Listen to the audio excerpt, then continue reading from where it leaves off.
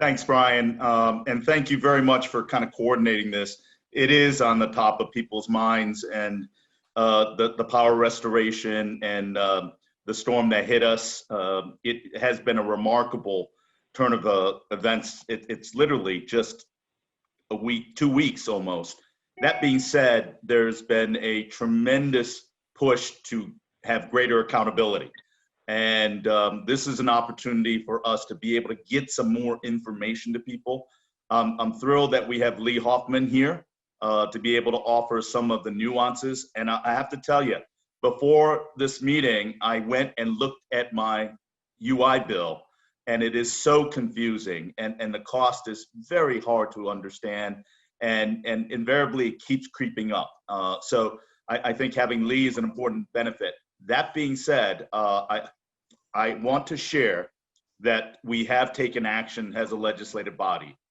In a bipartisan basis, I know on Monday, the Public Utilities Review Authority will have a docket hearing in evaluating Eversource, but it'll be symptomatic of looking at all the utilities.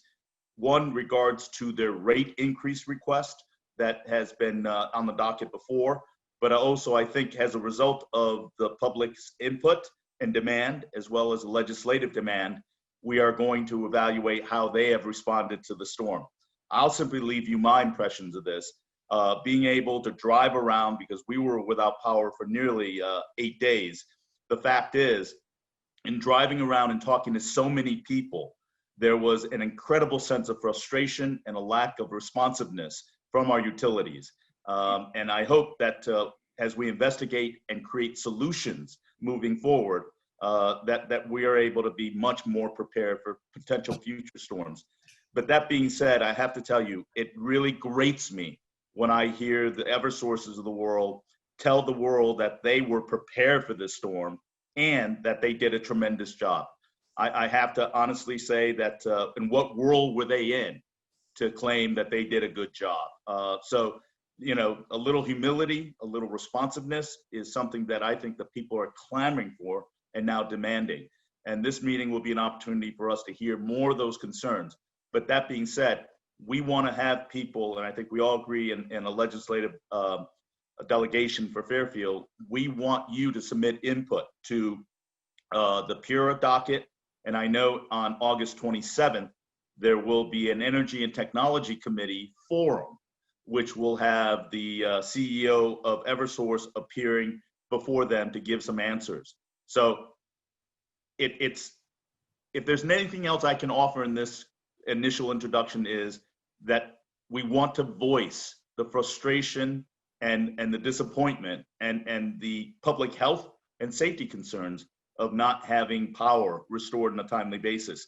And I noticed that we have a representative from Optimum that's participating in this forum or listening in.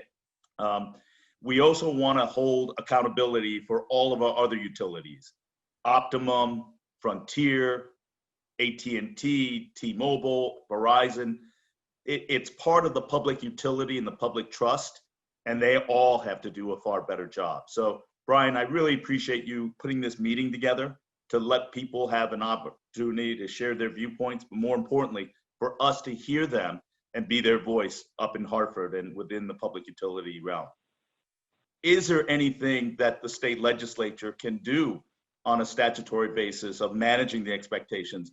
Because I think people are remarkably patient and resilient in understanding that damages occur, but the lack of response, the insensitive responses, and the lack of managing expectations from customer service builds that frustration. And being the only game in town, people literally have to just take it and wait. So, Lee, in your professional opinion, I know there's a federal component to this, but for us as a legislature, how can we be a voice for the people and saying, your customer service is non-existent, literally a brick wall? What can we put pressure on you as a utility to respond? And I have to tell you, I know this is a Fairfield delegation. I still have people with Optimum outages in Easton. This is absolutely unacceptable. Communications and accountability has to be there, and it has to be much better response. Is there anything we can do statutorily, Lee?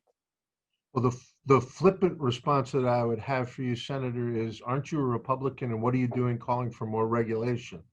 But You know what, Lee, I will share this with you. This is not about regulation.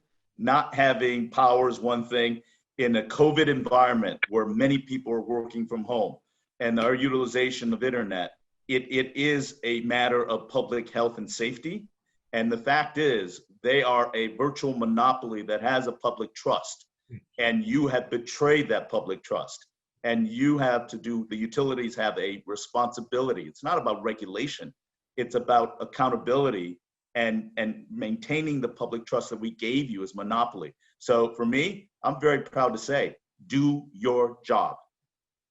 well, okay, so that was my flippant response. My more serious response is, I think that Representative Farnan may be the person who's got the right idea with this, building on that a little bit, in that I think that the one thing you do is you increase the competition in the industry. You lower the barriers to entry so that you get more competition. Because at the end of the day, I really don't care where I get my data from, as long as my data comes in at a particular speed and I can continue to watch my Netflix shows. But when the power goes out, or when the service goes out rather, that's when I care about the difference. Where you can differentiate yourself is in customer service and other things. I also think that I'm not sure for how much longer those kinds of providers are going to be monopolistic at the retail level. They'll be monopolistic at the wholesale level, but they're not going to be monopolistic at the retail level as 5G comes into play and other technologies come into play. One of the things that Representative Farnan didn't mention, but is another potential competition source, is distributed antenna systems, where you essentially hook up the entire city to wireless, where you can just get a wireless signal, and the cities are paying for very small antenna boxes that go up everywhere. So those are a couple of things. And then the other thing that you could look at is whether or not the consumer protection statutes work. But you'd have to give a great deal of thought to. Yeah, Lee, it's not about looking at Netflix in this day and age. People have to work, and they're not going to a Panera Bread or a Starbucks in a COVID environment.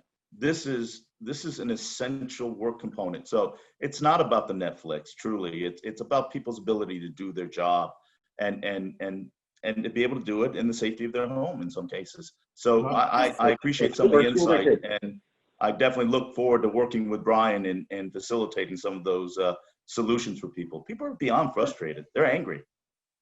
Yeah,